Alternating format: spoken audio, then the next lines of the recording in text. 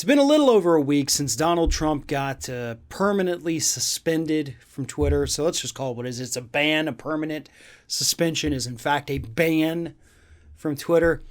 And according to the data, misinformation about the 2020 presidential election dropped by 73% in the first 7 days following Donald Trump's suspension permanently from Twitter. A 73% decline in 1 week in misinformation about the 2020 election. The number of posts containing misinformation fell by 2.5 million. And honestly, I don't think that's all just because of Donald Trump. It's because of all of the other accounts that got purged for spreading the misinformation, which is obviously seen as potentially inciting the insurrection that had happened in the days before the mass purge happened. So, look, that's a pretty strong argument for the people who say it's okay to ban people from these platforms. Now, the anti-banning crowd has an uphill battle ahead of them, right? I mean, in just 7 days, they were able to prove that the ban worked, that the ban stopped most of the flow of misinformation. I mean, 3/4 of the misinformation gone. How can you argue with results like that? Now, look, me personally, representing Farron Cousins, not Ring of Fire, I'm actually pretty okay with them purging Donald Trump. I am okay with them purging some of these other individuals that were also inciting violence, as I have always been okay with them purging people who do that.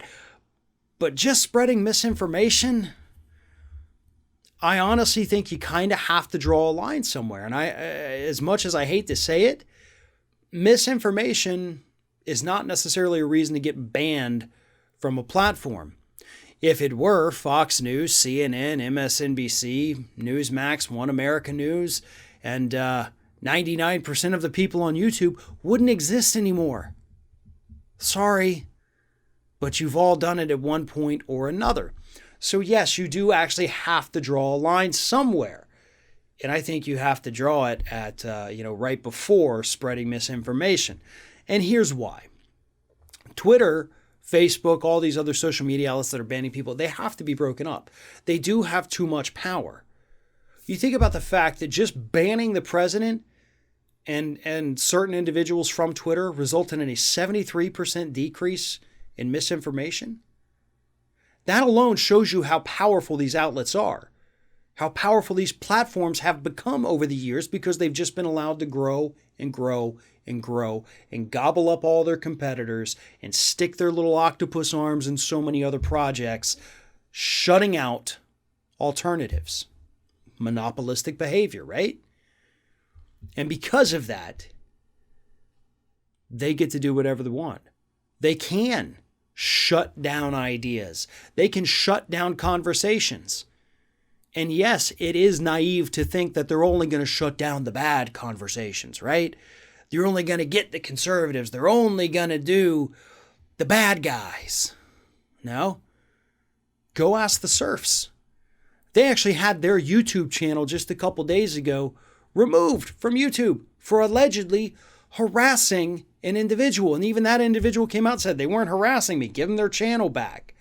So that was a horrendous ordeal that they went through. But that is the problem with it. That's the slippery slope. Because they don't even bother to check. They just say, okay, we got a flag here. Let's take it down. Just kill the channel, kill the account, get rid of it here, get rid of it here. We're not going to go through and check them. Somebody took offense to it. We'll shoot first, ask questions later is their policy. And that's not okay. Inciting violence is wrong. And if you do that, you're out. I have no problem with that at all. I mean, hell, that's what the First Amendment says too. Anything short of that, you should still be able to have a voice. These tech giants should not be able to shut them down. And in order to stop the tech giants from doing that, we may need to nationalize them. But we sure as hell need to break them up. And while it's good that there has been a 73% decrease in misinformation, you can also bet that this newfound power that they're enjoying at the moment, it's not going to stop here.